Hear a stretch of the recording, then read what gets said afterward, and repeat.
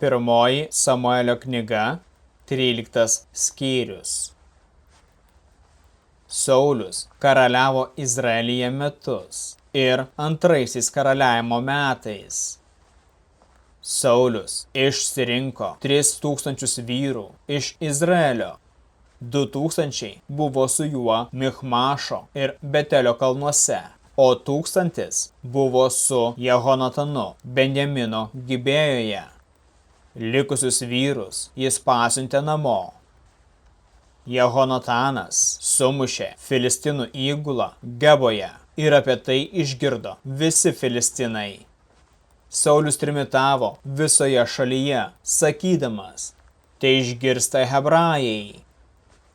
Visas Izraelis išgirdo, kad Saulius sumušė Filistinų įgulą ir kad Izraelis tapo pasibjaurėjimu filistinams.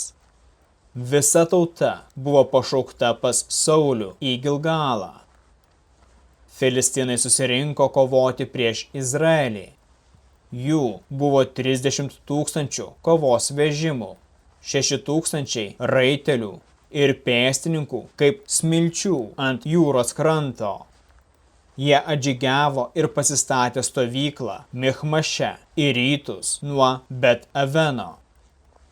Izraelitai pamatė, kad jiems gresia pavojus. Priešo spaudžiami, žmonės slapstėsi olose, urvuose, tarp uolų, aukštumose ir daubuose.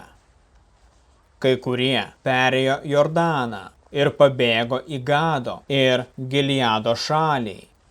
Tačiau Saulius pasiliko Gilgale ir visi žmonės, drebėdami, sekė jį. Jis laukė 7 dienas, kaip Samuelis buvo paskyręs. Samueliui nepasirodžius Gilgale, žmonės pradėjo skirstytis. Saulius įsakė atnešti deginamąją ir padėkos aukas, ir jis aukojo deginamąją auką. Jam baigus aukoti deginamąją auką, pasirodė Samuelis. Saulius išėjo jį sutikti ir pasveikinti. Samuelis klausė, ką tu padarei?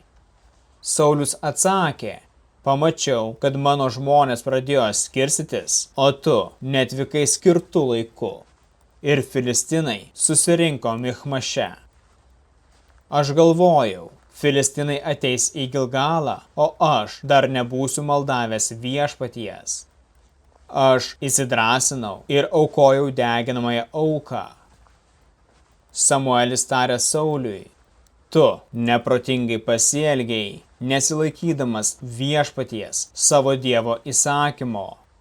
Viešpats būtų įtvirtinęs tavo karaliavimą Izraelyje amžiams. Dabar tavo karaliavimas nebus ilgas. Viešpats surado vyrą pagal savo širdį ir paskyrė jį vadu savo tautai, nes tu nesilaikei viešpaties įsakymo. Po to Samuelis grįžo iš Gilgalo į Benjamino Gibėją. Saulius suskaičiavo žmones, esančius su juo, kurių buvo apie 600 vyrų.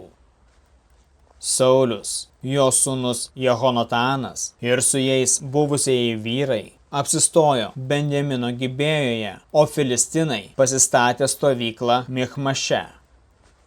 Iš filistinų stovyklos išėjo 3 būriai naikinti krašto. Vienas būrys pasuko Ofros kryptimi į Šualo šalį, antras patraukė Bet Horono link, o trečias į aukštumas, esančias prie Ceboimo slėnio, šalia dykumos.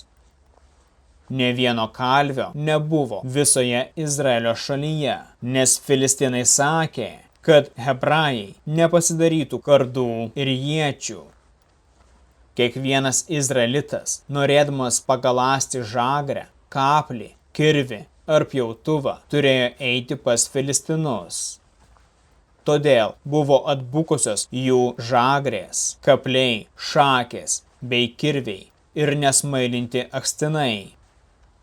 Mūšio dienai atėjus, ne vienas Sauliaus karys neturėjo nei kardo, nei ieties. išskyrus Saulių ir jo sūnų Jehonataną. Ir filistinų būrys išėjo į Michmašo tarpeklį.